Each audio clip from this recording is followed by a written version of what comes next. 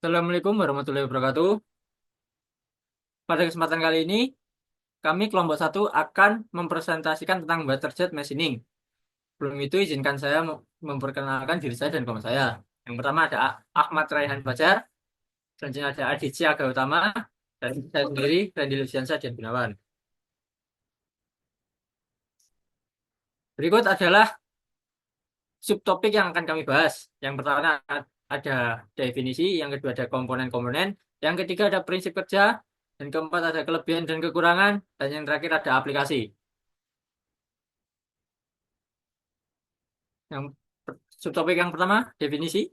Watershed mesin adalah proses pemesinan non-tradisional atau non-konvensional berbasis energi mekanik yang digunakan untuk memotong dan mengerjakan material lunak dan bahan non-logam. Proses ini melibatkan penggunaan jet air berkecepatan tinggi untuk memotong benda kerja yang lembut dengan mulus. Dalam pemesinan jet air, air berkecepatan tinggi jet diizinkan untuk menghadam benda kerja yang diberikan. Selama proses ini, energi kinetiknya diubah menjadi energi tekanan. Ini menyebabkan tegangan pada benda kerja. Ketika tegangan yang diinduksi ini cukup tinggi, partikel yang tidak diinginkan dari benda kerja secara otomatis dihilangkan. Selanjutnya adalah komponen-komponen dari water jet. Yang pertama ada pompa. Pompa ini memompa air dari reservoir. Pompa penguat tekanan tinggi digunakan untuk memberi tekanan air setinggi 55.000 psi. Untuk jet air abrasif, tekanan operasi berkisar antara 31.000 hingga 37.000 psi. Pada tekanan tinggi ini, aliran laju air sangat berkurang. Yang kedua ada intensifier. Alat ini terhubung ke pompa memberi tekanan pada air yang diperoleh dari pompa ke tingkat yang diinginkan. Ketiga ada akumulator. Digunakan untuk menyimpan sementara air bertekanan. Alat ini terhubung ke pengatur aliran melalui katup kontrol. Yang keempat ada nozzle. Alat ini menjadikan air bertekanan sebagai semburan air dengan kecepatan tinggi. Setelah air diberi tekanan, air dipaksa keluar melalui nozzle safir yang terdiri dari batu safir alami karena kekuatan batu tersebut.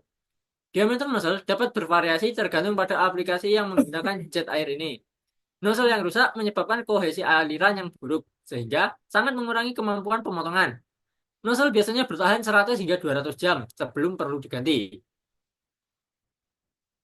Dan yang kelima ada kontrol valve atau katup kontrol. Alat ini mengontrol arah dan tekanan air bertekanan yang akan disuplai ke nozzle.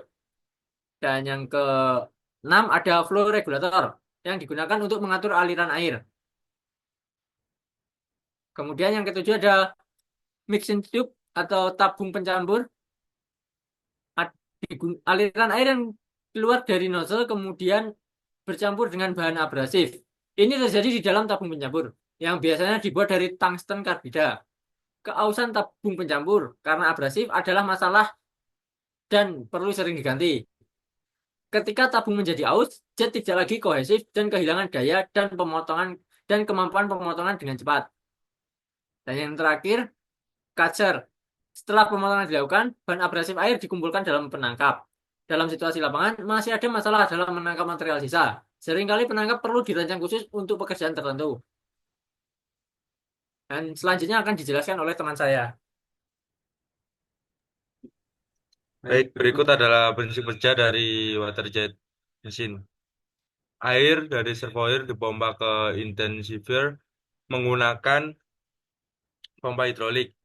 Intensifier meningkatkan tekanan air ke tingkat yang diperlukan. Biasanya air diberi tekanan hingga 200 hingga 400 MPa.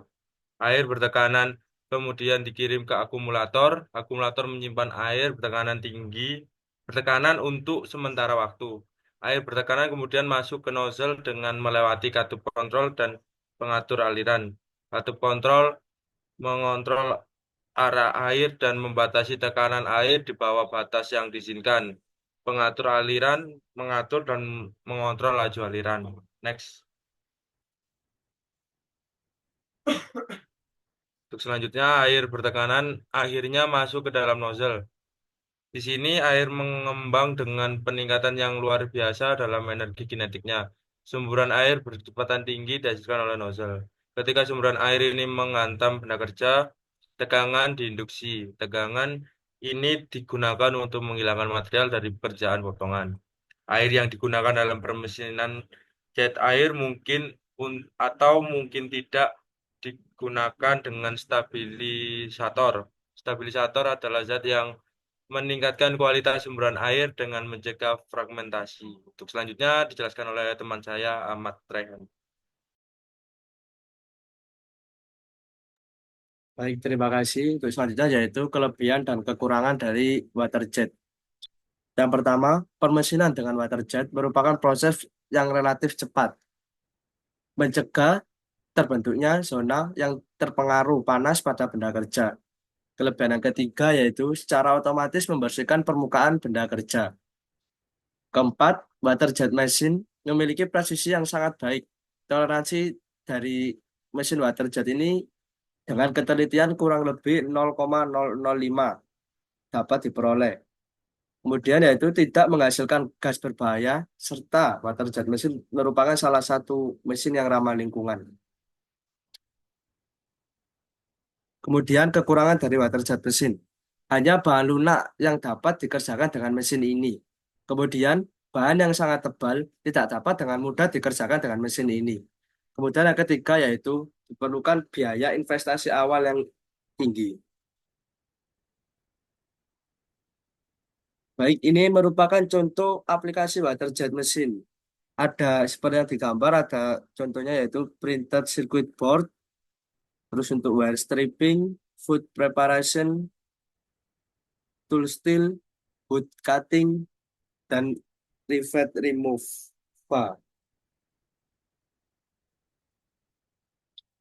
sekian presentasi dari kelompok kami.